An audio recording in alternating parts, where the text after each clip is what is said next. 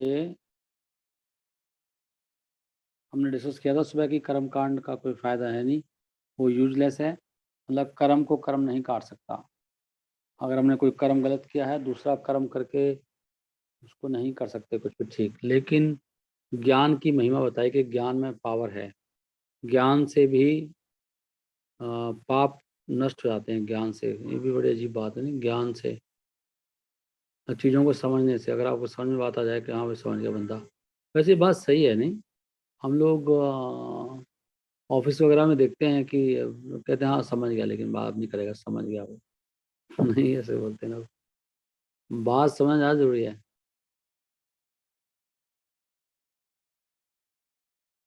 अभी फिर आगे बता रहे हैं कि ये ज्ञान में भी क्या है, क्या क्या करने से पाप खत्म हो जाएंगे। यहाँ पे लिखा है क्षिप्यंती अघम महदपि। महदपि मतलब बहुत बड़ा भी, अघम माने पाप, महतपि बहुत बड़ा पाप भी क्यों ना हो।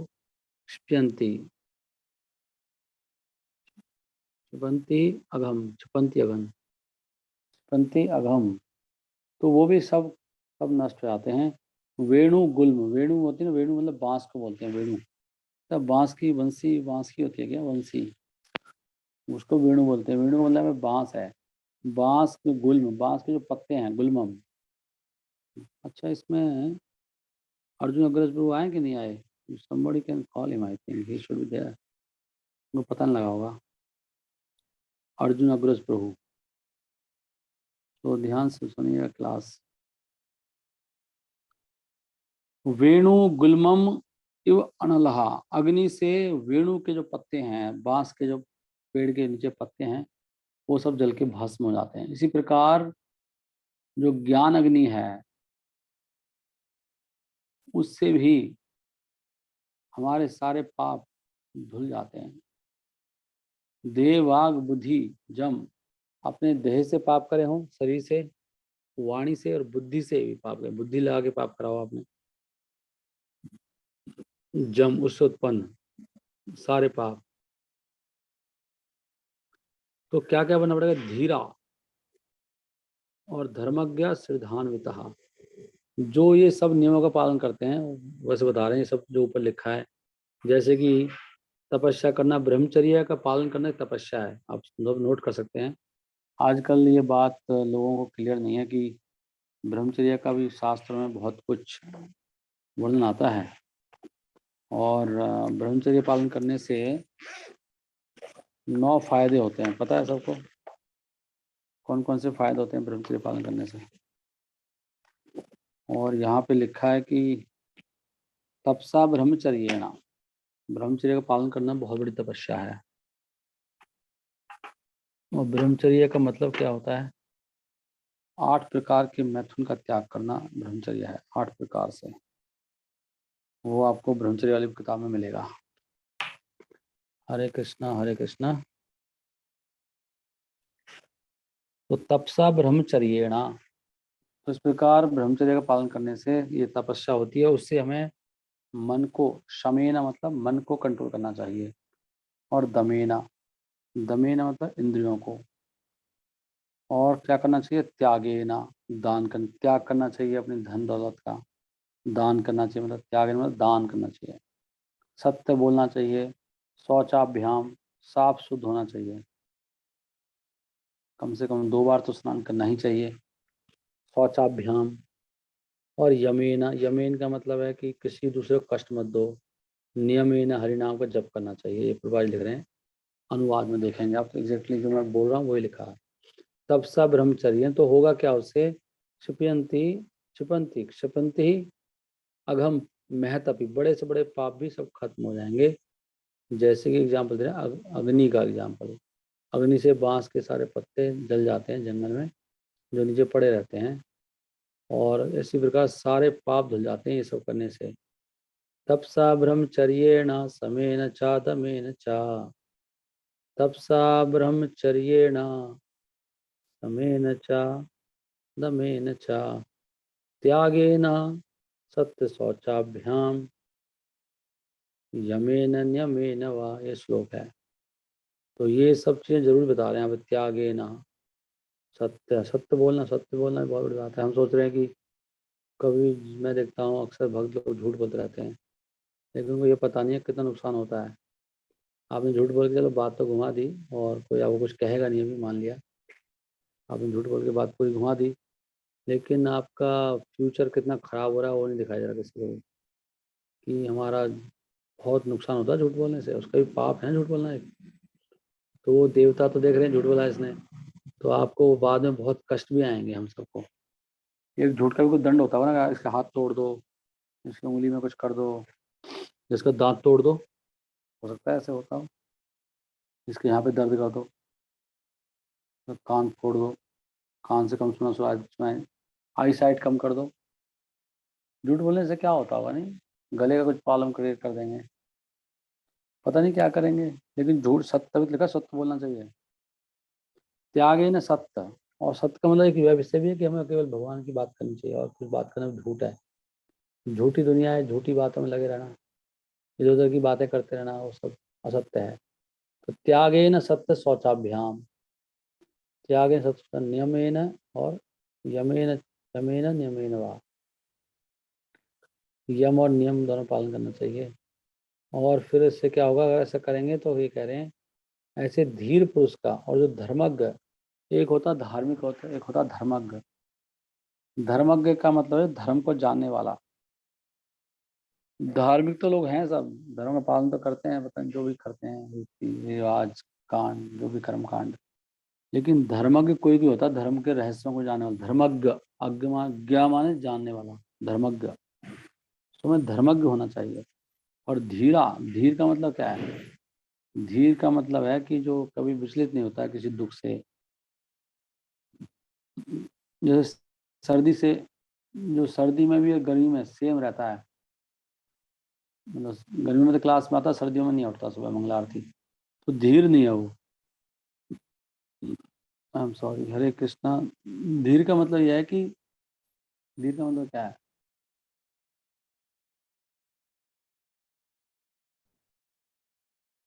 धीर का मतलब है विचलित नहीं होने, सोबर, किसी भी चीज़ से परेशान नहीं होता, जो फर्क नहीं पड़ता उसको, सर्दी गर्मी दुख सुख, कुछ भी हो, जो हो रहा होता रहे, लेकिन धीर है वो। धीर चाहिए, और धर्मज्ञ चाहिए, और श्रद्धान, और श्रद्धा चाहिए। श्रद्धा नहीं हटनी चाहिए। श्रद्धा से मिले कृष्ण और तरके बहुत दूर। तीन बड़े अच्छे शब्द हैं, धीरा, धर्मज्ञ और सिद्धांत, तीनों में आकर डंडा लगा रखा है। धीरा, देह वाग बुद्धिजम धीरा, देह वाग बुद्धिजम धीरा, धर्मज्ञ सिद्धांता। धीर होना चाहिए, धर्मज्ञ और सिद्धांता। और आगे क्षिपंती, क्षिपंती, क्षिपंती, क्षिपंती बोलता हूँ मैं, क्षिपंती ही अघम पापम, अघम, क्षिपंती अघम महदपी। तो बड़े से बड़े पाप भी सब नष्ट हो जाएंगे, जैसे कि अग्नि वेणु गुलमम जो अनलहा। अच्छा श्लोक है ना बहुत। रूपा जी ने श्लोक पे लेक्चर दिए कई बार, और ये बहुत फेमस है। खासकर ये तपसा ब्रह्मचर्य है ना, तपसा, अरे इसी में लिखते हैं, हाँ अच्छा इसमें लिखा है, हर तरह का मैथुन तो याद ही आ गया।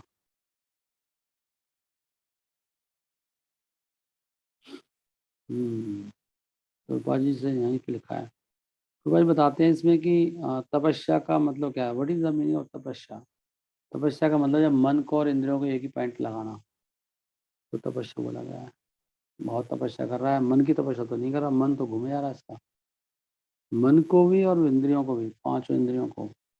यहाँ पे लिखा मनश्च इंद्रियाणाम च एकाग्र्यम परमम तपः। एकाग्र करना मन को और इंद्रियों को किसी एक पॉइंट पर, ये अच्छा है। धर्म शास्त्र में लिखा है, बाबा जी कह रहे हैं, स्मृति शास्त्र में लिखा है ऐसे। मनसश्च, मनसश्च इंद्रियाणाम, मनसश्च इंद्रियाणाम च एकाग्रम, मनसा च इंद्रियाणाम च एकाग्रम परमम तपः। मनसा च इंद्रियाणाम च एकाग्रम परमम तपः, ये परम तपस्या है। Complete control of mind and senses, मन को और इंद्रियों को पूरी तरह से कंप्लीट करना, पूरी तरह से। और उनको कहाँ पे लगाना, एक कार्य पे लगाना है, एक किसी, इसमें एक कार्य, उसे कहते हैं तपहा। तो कृष्णा भावनामृत जो आंदोलन है, ये सभी लोगों को क्या सिखाता है? सिखाता है कि मन को कैसे केंद्रित करना है भक्ति में। दिस इज फर्स्ट क्लास तपः। ब्रह्मचर्य द लाइफ ऑफ सेलिबसी। तो ब्रह्मचर्य क्या होता है? यहाँ पे ब्रह्मचर्य का पालन करते हैं तो क्या चीज़ है? भक्त लोग आते हैं छोड़ के भाग जाते हैं, ऐसा क्यों होता है? अभी कुछ भक्त थे, जो मनीषा देवी नए नए भक्त आ रहे हैं। और ये इंदू माता जी कौन? सॉरी मैं बीच में ये आगे मैंने को देखा। इंदू कौन है आजकल आती है? हरे कृष्णा को था फिलहाल तो लेफ्ट आई थी। प्रभु जी वो कानपुर से रीना दरबार जी की भाभी हैं, वो अच्छा जयपुर से। जी जी, दंडवत प्रणाम प्रभु अच्छा जी। अच्छा, वो आ रही है आजकल नया नया। हाँ, दंडवत प्रणाम प्रभु जी, हरे कृष्ण। और ये मनसी, ये कौन है? मनसा क्या था? मानसी देवी, मनीषा देवी। Who is this? माता जी मनीषा देवी कौन है? हरे हाँ कृष्ण प्रभु प्रभु जी, दंडवत प्रणाम प्रभु जी। वो मेरी फ्रेंड है। अच्छा अच्छा। हाँ जी, इन्होंने भी लिए श्रीमद् भागवतम और CC. Oh very nice, congratulations, very nice, thank you very much. Okay, Hare Krishna. So anyway अभी Manisha my friends is on. Okay, तो यहाँ से प्रभुपाद बता रहे हैं ब्रह्मचर्य का मतलब क्या होता है। देखिए एनीवे ब्रह्मचर्य के जो 8 फायदे हैं, मोटा मोटा है कि ब्रह्मचर्य जो पालन करता है बहुत तेजस्वी होता है, उसकी आयु बढ़ती है, उसके चेहरे पे बहुत कांति होती है, और उसकी बुद्धि बहुत तीव्र होती है, सतोगुण बढ़ता है उसका। इवन वो व्यक्ति आस्तिक होता है, भगवान में श्रद्धा बढ़ती है। ऐसे उसमें है, वो एक श्लोक है ऐसे करके ब्रह्मचर्य बुक में लिखा है। और यहाँ पे बता रहे हैं कि ब्रह्मचर्य के 8 तरीके से ब्रह्मचर्य पालन होता है कि एक पुरुष को स्त्री के बारे में सोचना नहीं चाहिए, नंबर 1। नंबर 2, उसे स्त्री के साथ बात नहीं करना चाहिए, खासकर कि मैथुन के जीवन के बारे में, स्पीक अबाउट नहीं, मैथुन के बारे में बोलना नहीं चाहिए, बोलना नहीं। और स्त्री के साथ रहना नहीं चाहिए, ये ब्रह्मचर्य में आता है, रहना। अब ये नहीं मेरा कुछ नहीं, रहता हूँ बस, कोई हमारा ऐसा नहीं है, मेरी फ्रेंड है। लेकिन अगर शास्त्रों में जाएँ तो नहीं है, you are not following brahmacharya, या थिंकिंग अबाउट वुमेन, या रह रहे हैं उसके साथ में, या स्त्रियों को कामना की दृष्टि से देखना, या उनसे घनिष्ठता से बातें करना, या ऐसा निर्णय ले लेना मैथुन में एंगेज होने का फैसला ले लेना ऐसे, और या फिर ऐसा प्रयास करना, तो ये सब आता है ब्रह्मचर्य में। 8 तरीके से लिखा है, श्लोक भी आता है ये। फर्स्ट इज व्हाट, पता नहीं क्या श्लोक, कीर्तनम करके आता है, सिमरणम कीर्तनम करके केली, हाँ सिमरणम कीर्तनम केली ऐसे करके श्लोक है, उसमें लिखा है 8। One should not even think of woman. Prabhupada ji कह रहे हैं कि हमें स्त्रियों के बारे में सोचना भी नहीं चाहिए, और जो देखना भी नहीं चाहिए, और टू से nothing of talking about them. तो बात करने की तो बात ही क्या है उनके साथ, जब सोचना ही नहीं है, देखना ही नहीं है, तो बात कैसे कर सकते हैं? This is called first class ब्रह्मचर्य, प्रभुपाद जी लिख रहे हैं। ये फर्स्ट क्लास ब्रह्मचर्य है। अगर कोई ब्रह्मचारी और सन्यासी स्त्री के साथ बात करता है एकांत में, देख रहे हैं यहाँ पे साफ साफ लिखा है, तो आप सोचेंगे नहीं नहीं कोई ऐसी बात नहीं, लेकिन अगर एकांत में बात करता है तो स्वाभाविक रूप से संभावना है कि वहाँ पे मैथुन शुरू हो जाएगा। यहाँ पे साफ साफ लिखा हुआ है, किसी के भी ज्ञान नॉलेज के बिना, किसी को पता नहीं लगेगा, लेकिन ये स्वाभाविक है, नेचुरली देर विल बी, ये लिखा चांस नहीं लिखा, naturally there will be possibility of sex life. There for a complete Brahmachari practice just the opposite. इसलिए ब्रह्मचारी कभी ऐसी अवस्था क्रिएट नहीं करता है। अगर कोई वास्तव में पूर्ण रूप से ब्रह्मचारी है तो वह अपने मन को और इंद्रियों को नियंत्रित कर सकता है और दान दे सकता है। ऊपर आते हैं त्यागेना, त्यागेना सत्य शौचाभ्याम यमेन नियमेन वह। तो गिव चैरिटी त्यागे ना, स्पीक ट्रूथफुली, सत्य आ गया और जो आगे ऊपर बताया गया है ऐसे कर सकता है वो। और शुरुआत करने के लिए किंतु one must control the tongue and the process of eating. तो यहाँ बड़ा अच्छा लिखे हैं, लेकिन अगर ये कैसे शुरुआत करना है, लेकिन ब्रह्मचर्य सबसे पहला काम बता रहे हैं कि जीभिया को कंट्रोल करना चाहिए और खाने की विधि को, ये ज़्यादातर लोग नहीं कर पाते हैं। ये टंग कंट्रोल करेंगे और खाने की विधि मतलब बाहर प्रसाद ही खाना चाहिए, हम इसका पॉइंट ये कह रहे हैं। भक्ति मार्ग में जो भक्ति का मार्ग है उसमें क्या होता है कि एक व्यक्ति को विधि विधानों का पालन बहुत सख्ती से करना चाहिए। उसमें सबसे पहले है कि अपनी जिह्वा को पहले कंट्रोल करना चाहिए। सेवन मुख्य जीवाधव स्वयं एव स्फूर्ति अदा। तो जिह्वा को अगर भगवान की सेवा में लगाते हैं तो बाकी चीज़ें अपने आप ही प्रकट हो जाती हैं। तो जीवा को कैसे कंट्रोल कर सकते हैं? अगर कोई जीवा से हरे कृष्ण महामंत्र का जप करे, आवाज उतारें और कृष्ण के अलावा कोई और विषय के बारे में बात ना करे। ज़्यादातर भक्त इधर उधर गप्पे मारते ही रहते हैं और उसी से उनका जीवा को और लगा लें भगवान सेवा में। अगर हरे कृष्ण का मंत्र जपें और जीवा से कुछ और ना बोलें। और तीसरा, जीवा अगर कुछ भी टेस्ट नहीं करती है जो भगवान के प्रसाद के अलावा, तो व्यक्ति इस प्रकार अपनी जीवा को कंट्रोल कर सकता है। और फिर क्या कर सकता है?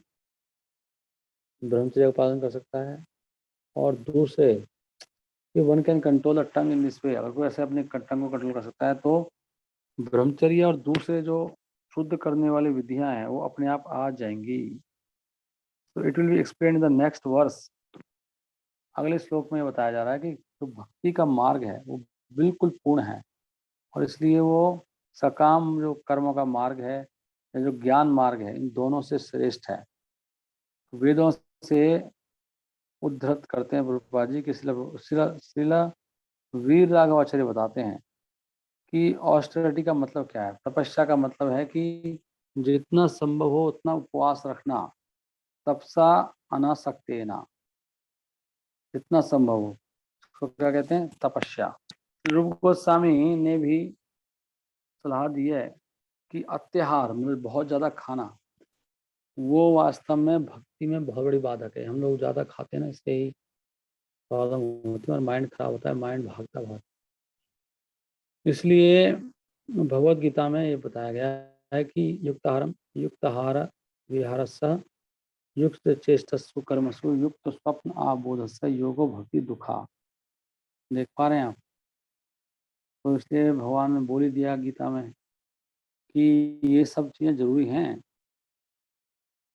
ना ज़्यादा खाना चाहिए, ना ज़्यादा एंटरटेनमेंट करना चाहिए, ना ज़्यादा जागना चाहिए, ना ज़्यादा सोना चाहिए, ना ज़्यादा प्रयास करना चाहिए। ये सब करने से क्या होता है?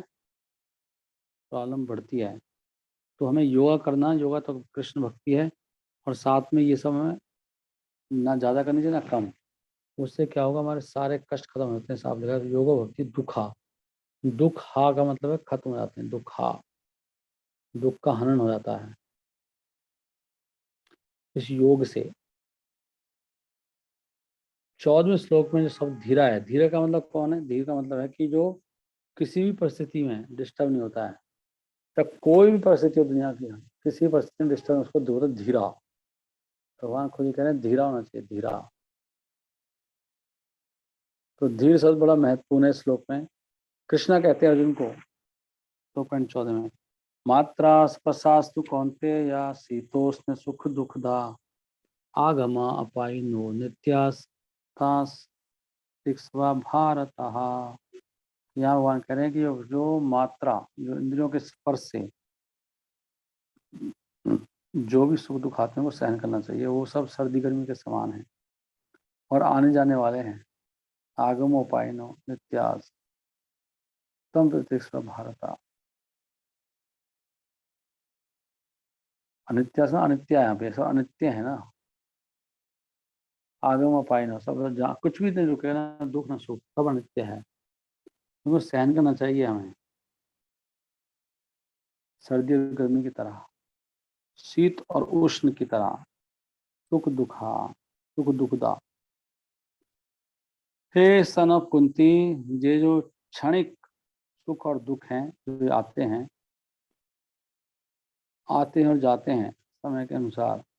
ये वास्तव में गर्मी और सर्दी ऋतुओं के समान है। सुख और दुख भी ऐसे आते हैं अपने आप ही, इसलिए हम सोचते हैं नहीं ऐसे करके हम सुखी हो जाएंगे, ऐसे करके नहीं हो सकते ना। तो ऋतु की तरह आते रहेंगे। देख रहे हैं आप, दे अराइज फ्रॉम सेंस परसेप्शन। क्यों आते हैं? ये इंद्रियों के उससे आते हैं। इंद्रियों के कांटेक्ट में जब भोग आता है तब हमें लगता है आनंद आ रहा है। वो सन ऑफ भारत और मस्ट लर्न, हमें इनको टॉलरेट करना चाहिए। बड़ा इंपॉर्टेंट पॉइंट है, टॉलरेट करना चाहिए। माइंड तो भागेगा, इंद्रियां भी डिमांड करेंगी, माइंड भी डिमांड करेगा, लेकिन यहाँ पे बता रहे हैं कि ताम तितिक्षुहा। तितिक्षुहा मतलब वो सहन करो भारत। जो सहन नहीं करेगा वो मारा जाएगा।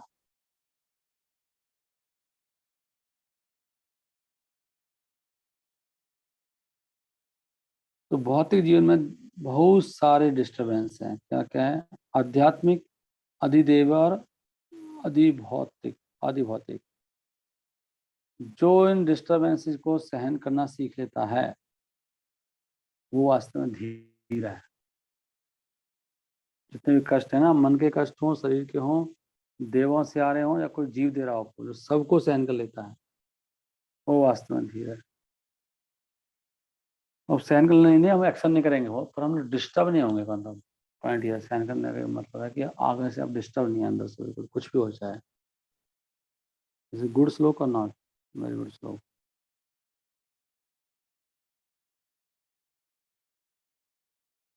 इसके बाद आ गया वो श्लोक, केचित केवल्य भक्तिया वासुदेव परायणा अगम धुनवंती का स्नेह निहारम भास्करा। जिसको हम कई दिनों से पढ़े जा रहे हैं, हम लोग यहाँ पे पहुंचे करते करते, तो कर्म कांड तक पहुंचते पहुंचते ज्ञान कांड पर आ गए, और अभी सीधा भक्ति, केचित केवल्य भक्तिया।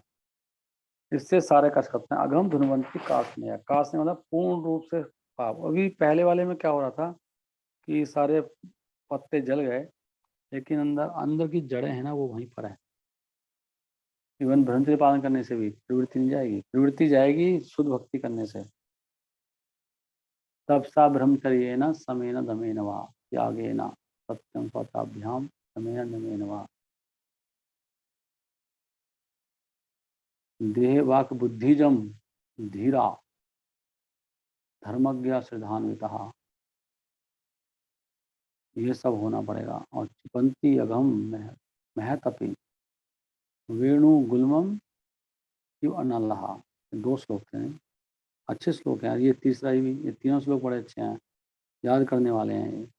यहाँ बता रहे हैं लेकिन केवल भक्ति, केवल भक्ति मतलब होता है केवल कृष्ण की भक्ति के अलावा कुछ सोचता नहीं जिसको, ऐसे व्यक्ति बिल्कुल परम शुद्ध रहता है। काश ने सब लिखा है, बिल्कुल उसका, उसे पाप करवाओ तो करेगा नहीं। मतलब वो उसका इतना ज्यादा अंदर से उसका हृदय चेंज हो जाता है, फिर उसको भोग नहीं कर सकता ऐसा व्यक्ति। जो वास्तव में शुद्ध भक्ति करते हैं वो भोग उनको ऐसे लगते हैं बहुत गंदे। जैसे यमुनाचार्य को, यमुनाचार्य कहते हैं, पहले राजा थे यमुनाचार्य और अभी आचार्य हैं, भक्त हैं। तो वो कहते हैं जब भी मैं किसी स्त्री का चिंतन करता हूँ तो मेरे मुंह से थूक आ जाता है। सोचो आप, तो शुद्ध रहता तो व्यक्ति कैसे होता है? खुद ही कह रहे हैं बात को, उन्होंने ग्रंथ लिखा है। कभी कभी विचार भी आता है तो मेरे मुंह से थूक निकल आता है।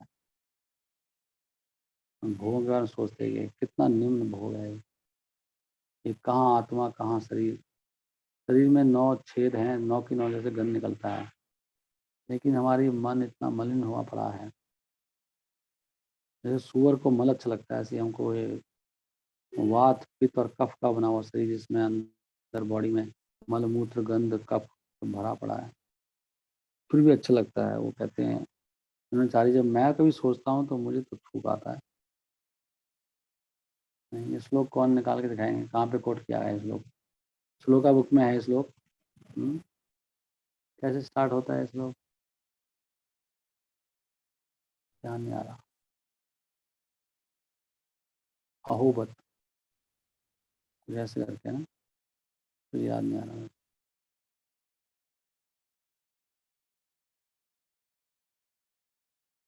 यत अवधि, यत अवधि या सिमरणम, ऐसा था। यत अवधि, जिस अवधि में सिमरण करता हूँ नारी, नारी भी आता है उस श्लोक में, सब नारी शब्द भी आता है, नारी संगम में। कौन बताएंगे? अगर आपको प्रभुपाद ने ये श्लोक हरे इसमें कृष्णा प्रभु जी, प्रणाम भगवद प्रभु गीता, जी। हाँ जी, मैं भगवद देख रही हूँ। भगवद गीता में भी कोट किया प्रभुपाद ने श्लोक। हाँ जी प्रभु जी, ये यत अवधि मम चेतः कृष्ण पदार विंदे ये कोट कहाँ नव किया है नव। दिखाओ। नहीं नहीं, ये कोट कहाँ है, देखो कहाँ है, उसमें रेफरेंस दिया हुआ ना, रेफरेंस कहाँ दिया है? श्लोका रेफरेंस बुक, प्रभु जी, श्लोका श्लोक बुक। बुक में ऐसे ही लिखा है, यमुनाचार्य। अच्छा, ये गीता में भी है वैसे। गीता में कहाँ कोट किया पता है किसी ने? गीता में ये श्लोक, ये अवधि, ओके, ये अवधि। हरे कृष्णा कृष्ण कृष्ण हरे हरे। एनीवे, तो आप सब जानते ही हैं, तो पॉइंट क्या है। एनीवे बाद में देख लूंगा मैं इसको, बिकॉज ये श्लोक मुझे पहले याद था, बहुत दिन से पढ़ा नहीं। हरे कृष्णा, कौन से पेज पे है इस किताब में? आपका हिंदी वाली किताब है, हिंदी वाली श्लोका की? हाँ जी प्रभु जी। कौन से पेज पर है? प्रभु जी 390। 390। हाँ, ये दिया ना यहाँ पे, यत अवधि मम चेता कृष्ण पादारविंदे। जिस अवधि में मेरा चित्त कृष्ण के चरणों में लगा होता है, ये पहचान है, चरणों में लगा होता है। नव नव रस, नव नव रस धामनी, तो मैं नए नए रस लेता रहता हूँ उस समय। उद्यतम, तैयार, रंतुम, आसीत।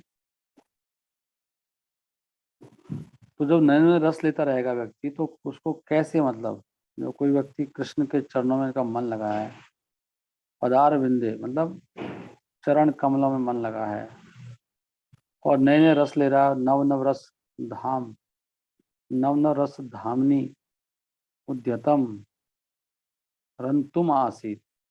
और उस अवधि में तत् अवधि बत नारी संगमे, या अगर नारी संगमे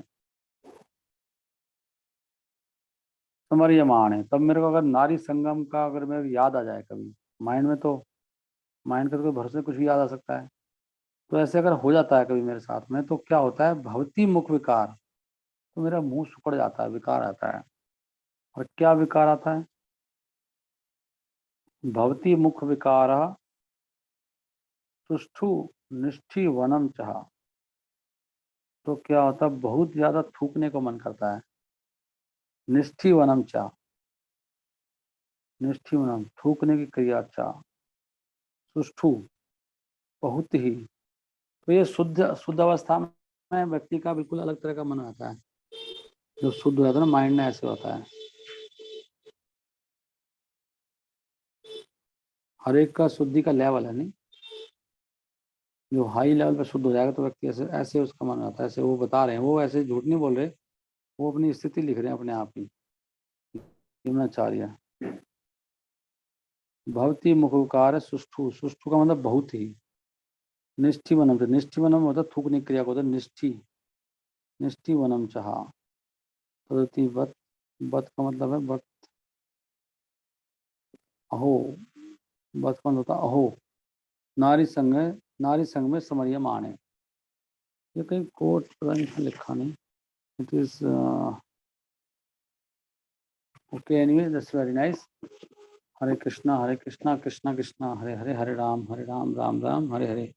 केचित केवल्य भक्तिया वासुदेव परायणा, अधम धनुवंती का स्नेह निहारम भास्करा।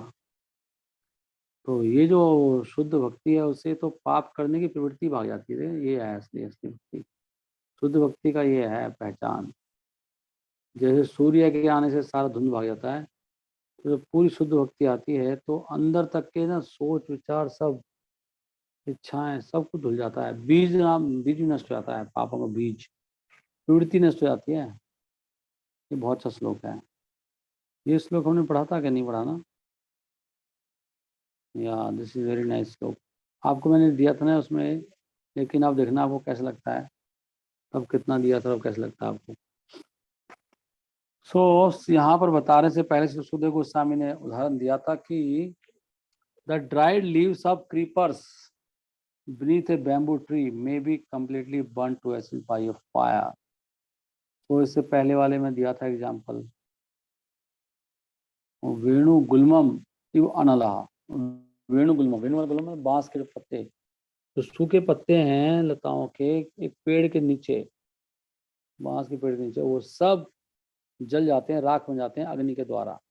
यद्यपि वो सारी लताएं पेड़ सब जल जाते हैं, यद्यपि द क्रीपर्स में स्प्राउट अगेन, लेकिन दोबारा फिर फूट पड़ सकते हैं अंदर से, जमीन में से, क्योंकि उनकी जड़ें तो अंदर है ना भी। तो ऐसे आपको लगेगा मेरा सारे पाप धुल गए, लेकिन अंदर तो जड़ें तो अंदर ऐसी बैठी हैं, उनको कौन निकालेगा?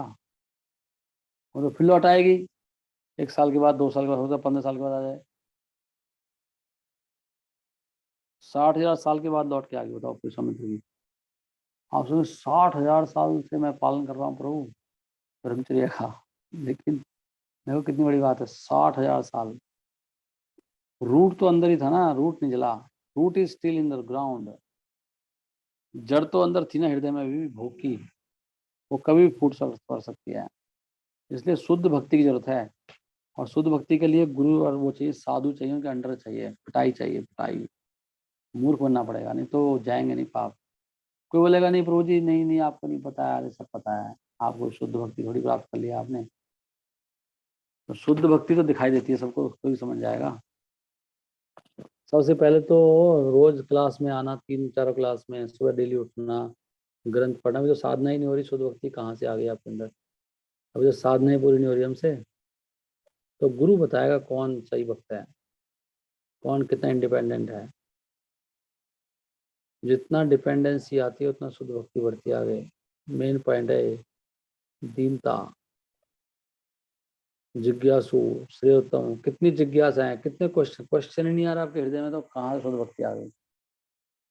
कोई क्वेश्चन ही नहीं है, तो इसका मतलब क्वेश्चन क्यों नहीं है? इसका मतलब संसार में डूबा पड़ा है। जो व्यक्ति संसार में डूबे पड़े हैं उनको क्वेश्चन कहाँ से आएंगे? कोई क्वेश्चन नहीं होगा। करेक्ट है ना? और क्वेश्चन पूछने के बाद ही क्वेश्चन डिपेंड करता है किस टाइप का क्वेश्चन पूछ रहे हैं। एक पूछता है इम्प्लीमेंट करने के लिए, कैसे इम्प्लीमेंट करना है इस चीज़ को। एक खुजली मिटाने के लिए पूछता है। असली क्वेश्चन है जो इम्प्लीमेंट करना चाहता है कि भैया मुझे करना है, बताओ कैसे, बताओ मेरे को हेल्प करो, I want to do this. उसको बोलते हैं सही क्वेश्चन। उसी प्रकार, तो क्या कह रहे हैं, उसी प्रकार जो पाप की इच्छाओं की जड़ है वो हृदय से नष्ट नहीं होती। जो व्यक्ति ज्ञान मार्ग में रहता है, परंतु जिसने भक्ति का टेस्ट चख लिया है, उसकी जड़ें खत्म आती हैं। There is possibility that his sinful desire will appear again. तो ऐसे व्यक्ति के लिए क्या है कि उसकी जो इच्छाएं हैं दोबारा जगेंगी, विल अपीयर। देखो साफ साफ लिखा है इसमें, विल अपीयर लिखा, will appear, this is possibility as stated in Shrimad Bhagavatam. Okay, Hare Krishna Krishna Krishna Hare Hare, Hare Ram Ram Ram Hare हरे।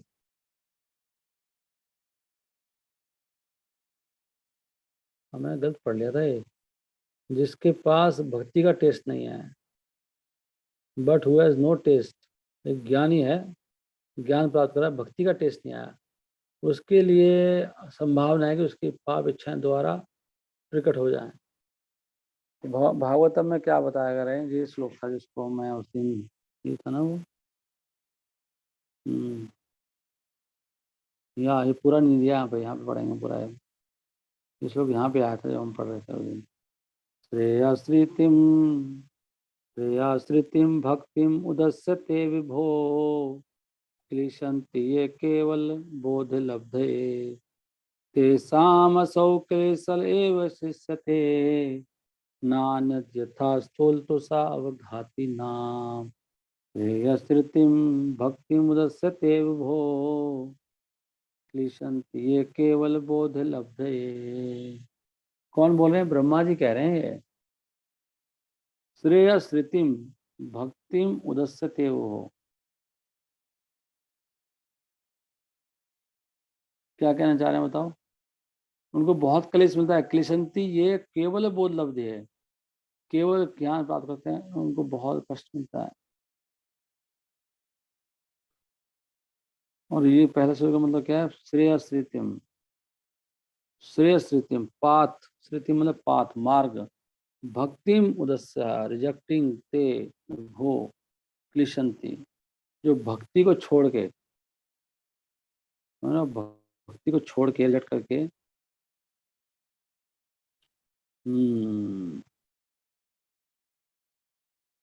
वास्तव में भक्ति का मार्ग तो श्रेष्ठ है, मतलब श्रेय श्रुतिम, श्रेय मतलब बहुत श्रेष्ठ है भक्ति का मार्ग, लेकिन जो उसको छोड़ के ज्ञान मार्ग में लग जाता है वो केवल कष्ट पाता है, ये कह रहे हैं इस लोगों में।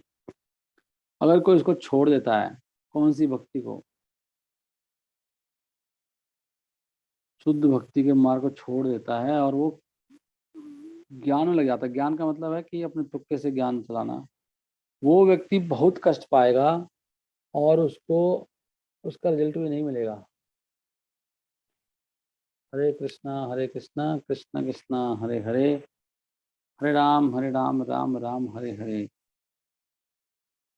तो उसकी फिर एग्जाम्पल दे रहे हैं, स्थूल तुषाल जो हम पढ़ रहे थे, तेसाम असौ कृष्णति, ये केवल बोध लब्ध है, को तो केवल क्लेश मिलेगा। फिर तेसाम असौ क्लेशा एव शिष्यते,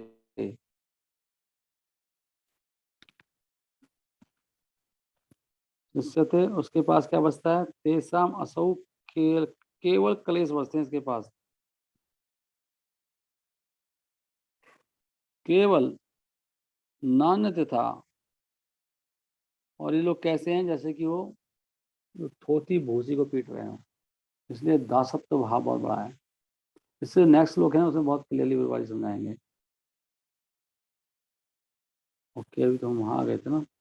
श्रेय श्रुतिम भक्ति मुदस्यते हो क्लेशंती केवल बोध लब्धया, तेषा मसु कलस्य विशिष्यते नायनति यथा स्थूल तो सब घाती नाम, ये भी याद करने वाला श्लोक है, राइट।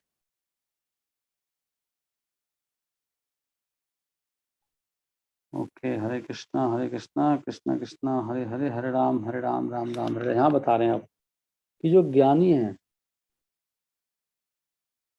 वो बेचारे बड़े कष्ट पाते हैं, और उनको फिर संसार के बारे में कुछ नॉलेज आती है उनको, वो संसार का नॉलेज प्राप्त करने के लिए उनको बहुत कष्ट पाते हैं, स्पेकुलेटर जो लोग होते हैं।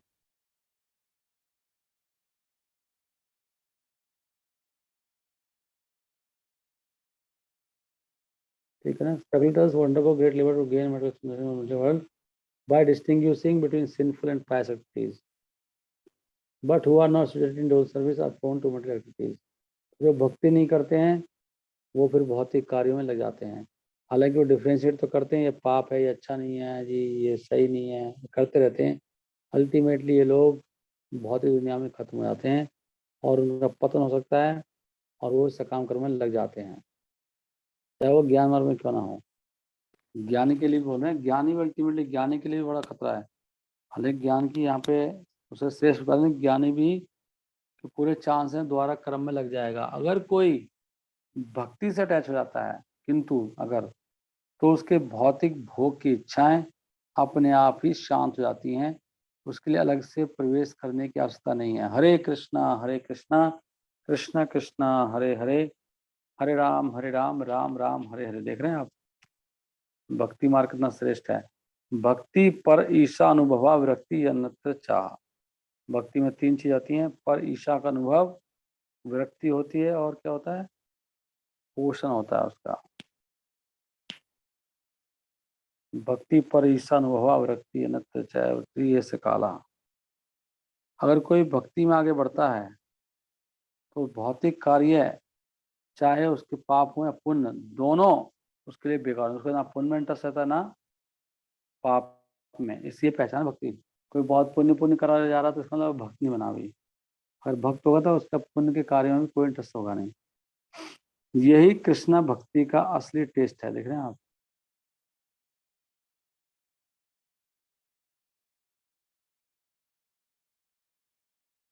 Both pious and impious activities are actually due to ignorance, because a living entity as an eternal servant of Krishna has no need to act for his personal sense gratification.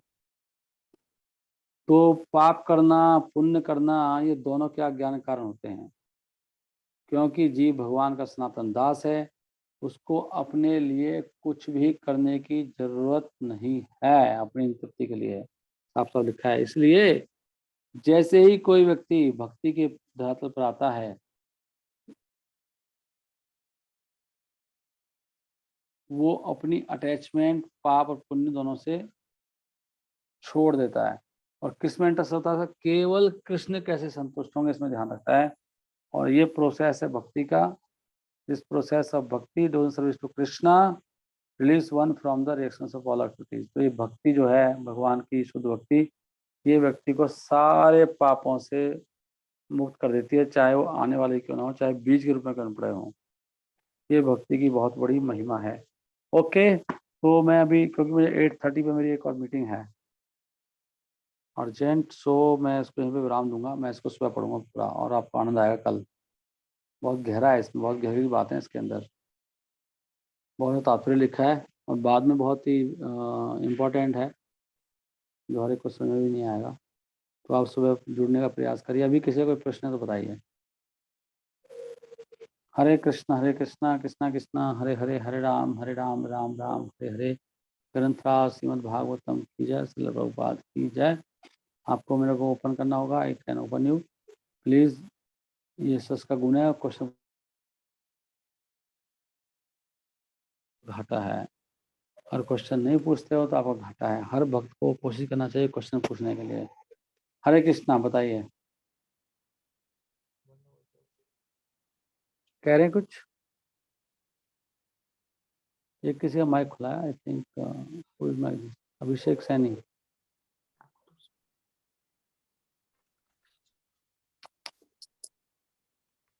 हाँ, कोई कुछ कह रहे हैं क्या? कोई प्रश्न है किसी का? नहीं, नो नो क्वेरी, एवरीबॉडी सब कुछ समझ में आ गया, सब कुछ?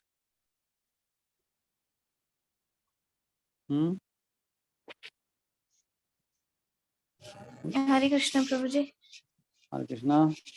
धन्यवाद प्रभु जी। जैसे आपने बताया कि अगर मतलब हम भगवान की सेवा में लग जाएं तो फिर हमारी सारी बाकी इच्छाएं तो खत्म ही हो जाती हैं, हमें अलग से प्रयास नहीं करना पड़ता। लेकिन जब तक हम नहीं लगे हैं पूरी तरह उनकी सेवा में, फिर तब तक हम क्या कर सकते हैं? तो अब बता रहे हैं कि तुम्हें धर्म का पालन करना चाहिए। अगर धर्म में नहीं लगेंगे, मतलब जैसे कोई भक्ति में मन लगा, तो जो हमारे कर्तव्य है ना, कोई चाहे किसी के प्रति भी कर्तव्य है, उनमें निभाते रहना चाहिए। नहीं निभाएंगे तो पाप में लग जाएंगे। अगर सपोज कोई धर्म का पालन नहीं कर रहा है तो वो ठाली हो जाएगा। धर्म में बिजी रहना चाहिए ना, तो बिजी नहीं तो फिर उसका शैतानी खाली जाओ, शैतान घर, तो उल्टे पुल्टे काम करेगा वो। ये बहुत इंपॉर्टेंट बात है। इसलिए फिर उसको, चाहे उसका धर्म घर में झाड़ू लगाना, कपड़े धोना, तो कुछ सारे दिन बिजी रहना चाहिए उसको। जब पंखे साफ करने, दीवारें साफ करो, प्रसाद बनाओ, कपड़े प्रेस करो। ये माताओं को बता रहा हूँ, ये ऐसी ऐसी जो भी व्यक्ति है उसके पास इतना बिल्कुल मरने के लिए समय नहीं होना चाहिए। नहीं अगर रहेगा ठाली, तो ठाली दिमाग शैतान का होता है। इसलिए सोच रहे हैं मेरा पति तो नालायक है, उसकी क्या सेवा करूं। मत करो सेवा, फिर क्या करोगे आप? बच्चलन हो जाओगे और कुछ नहीं होगा। फिर ठाली दिमाग है ना, घर में नहीं करोगे तो। खाली दिमाग क्या होता है ना, वो शायद सही बोला है ना, बिल्कुल थोड़ी आइडल जो ब्रेन है वो डेविल्स वर्कशॉप होता है। आप हजार चीज ढूंढ लोगे, आप ऐसी हरकतें करोगे बहुत ज़्यादा। इसलिए वो कह रहे हैं कि अगर आपकी श्रद्धा भक्ति में आ गई, फिर तो, अगर श्रद्धा डेवलप भक्ति, फिर कब बाकी काम क्यों करना है? फिर बिल्कुल नहीं करना चाहिए। जब मुझे पता है जब हो ही गया तो भैया अल्टीमेट जगह पहुंच गए, तो टाइम वेस्ट है फिर फालतू काम करना। लेकिन हम क्यों करते हैं फिर भी? हम या दूसरों को भक्ति में लाने के लिए करते हैं, या समाज में एग्जाम्पल दिखाने के लिए कि कैसे हमें अपने धर्म का पालन करना है। अदरवाइज भक्त को कुछ जरूरत नहीं है कुछ भी करने की, केवल कृष्ण भक्ति करेगा वो, सेवाएं करेगा, उससे बड़ा कुछ कार्य है ही नहीं। तो भगवान उसके सारे काम अपना में बना देते हैं फिर। लेकिन जब तक ऐसा नहीं है, वो भक्ति में नहीं लग सकता, तो उसको कर्तव्य से निभाने चाहिए।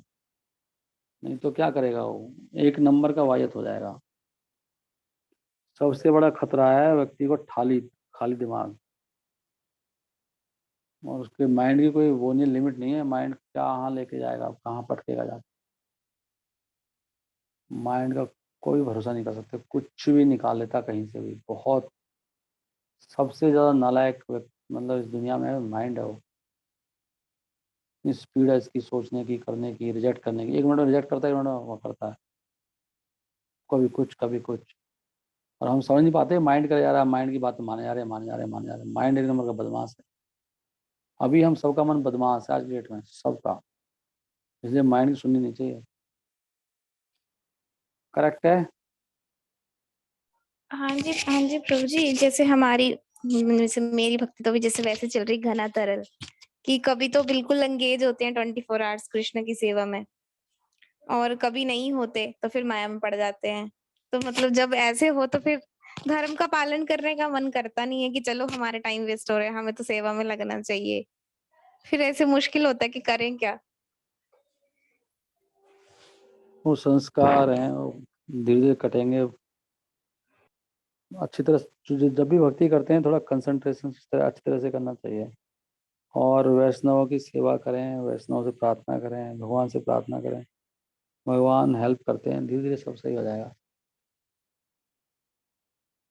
बढ़ाते जाएं सेवा में जितना मतलब एक्चुअली शुरू में क्या रहता है ना, अगर भक्ति में आगे बढ़ना है, श्रद्धा आ गई है, तो हमें ना कुछ ऐसी सेवा ले लेनी चाहिए, हमें टाइम ना मिले। अभी हम इसका ठा लिए है ना हम लोग, माइंड शैतान है। तो हमें अपने आप को फंसा देना चाहिए कि वो नहीं करेंगे तो आग लग जाएगी, ऐसे सेवा में घुसा देनी चाहिए अपने आप को। सेवा नहीं रहती है तभी आदमी ये सब गड़बड़ करता है। अपने आप को ऐसे सेवा में डालो, टाइम ना मिले आपको, और वो करना ही हो, वो छोड़ नहीं सकते हो सेवा को। यही तरीका है ऐसे निकलने का। और फिर जितना ज़्यादा सुनेंगे भगवान के बारे में, सेवा करेंगे, जल्दी जल्दी शुद्ध हो जाएंगे। शुद्ध होने के बाद तो कोई आपको कुछ कर ही नहीं सकता, आपको माइंड नहीं लगेगा कहीं। एक बार शुद्ध हो जाए ना व्यक्ति, फिर उसको संसार में कोई अच्छा नहीं लगता उसको। कुछ भी लिया उसके सामने चाहे आप, ये डिपेंड करता है कितना शुद्ध हो रहा है वो। तो अभी तो प्रार्थना ही है, और जितना अपने आप को बिजी, किस तरह से अपने आप को फंसा दो उसमें, सेवाओं में। ये न तेन प्रकार है ना मना कृष्ण निवेश, किसी भी प्रकार से कृष्ण की सेवा में लग जाओ। टाइम ही नहीं होगा फिर क्या करोगे, टाइम ही नहीं है। वैसे हम लोगों ने सुबह उठना 3 बजे, तो फिर आप अगर कोई तृप्ति करना चाहे तो कितना करेगा बताओ। तो बहुत ज़्यादा रोकती है ना चीज़ों को, भैया उठना सुबह 3 बजे, क्या करें। तो लोग तो पूरे रोज उनका डेली का रात का काम है, रात में लोग 2 बजे सोते हैं। लेकिन हम लोग अगर करना भी चाहें तो क्या तृप्ति कर लोगे आप, क्योंकि डेली का काम है उठना है भाई। तो एक लिमिट तक जाके ना कर नहीं पाओगे, सुधर जाओगे आप। करोगे तो आपको प्रॉब्लम होएगी, यार सुबह तो करना ही है, क्या करेंगे। तो ऐसे ही कुछ चीज़ें में मैंडेटरी कर देनी चाहिए, तो मुझे करना ही करना, कुछ भी हो जाए चाहे आपने। फिर मन जो है भाग जाएगा, नहीं करेगा, और तकलीफ होगी ना शरीर को। इसलिए कुछ प्रोग्राम मिस नहीं कर सकते आप रात को सोए नहीं, लेकिन चैंटिंग करना ही करना है। इसमें हाँ ना नहीं चाहिए, नहीं आज नहीं कर रहे हैं, बाद में कर लेंगे। सुबह चैंटिंग, सुबह की मंगला आरती, इसमें कोई स्किप ही मत करो इसको, ये तो कोई अल्टरनेटिव नहीं है। अब नहीं सोए रात को तो तब भी करनी पड़ेगी, फिर आपने आप सोचोगे अरे यार बहुत पंगा हो जाता है, नहीं सोऊंगा, रात को जल्दी सोना पड़ेगा। लेकिन हम लोग क्या है, सुबह को फिर प्रोग्राम स्किप कर देते हैं और चैंटिंग स्किप कर देते हैं, फिर वो हमें लूप होल मिल जाता है ना। तो कोई एक चीज पकड़ो, उसको छोड़ो ही मत, उसमें कुछ फिर वो नहीं होना चाहिए, नहीं ऊपर नीचे। एक बार कुछ चीज पकड़ ली, चाहे उसके जान चली जाए, उसको छोड़ना नहीं चाहिए। अपने आप फिर वहीं से चीजें सब अपने आप ठीक हो जाएंगी। इसमें एग्जांपल दे रहा हूँ, सुबह मंगला आरती और सुबह का चैंटिंग में जो करना ही होता है, इसका कोई अल्टरनेट नहीं है। ये एक चीज आपको बचा देगी बहुत सारी चीजों से। क्योंकि 8 बजे तक लगातार खींचना, उसके लिए दम चाहिए ना लगातार। 7 बजे तक, 7:30, 8 बजे तक, 4 बजे से लेके ऐसे ही सुबह उठना है मुझे 3:45, कुछ भी हो जाए, चाहे जान जाए तो जाए। ये एक चीज आपको बहुत सारी चीजों से बचा देगी। इन्हें आज नहीं उठते हैं कोई बात नहीं, अगर ऑप्शन रखा हुआ है फिर नहीं आगे बढ़ सकते। कहीं ना कहीं तो पक्का ही होना पड़ेगा, चाहे कुछ भी हो जाए। तो वो एक चीज आपको बचाएगी, तो बात तो कहीं से होगी ना। और वो नियम, इसलिए नियम होना बहुत जरूरी है भक्ति में। डिसिप्लिन, रेगुलेशन बहुत जरूरी है। रेगुलेशन होना चाहिए कि इस नियम को तोड़ नहीं सकते हम भाई।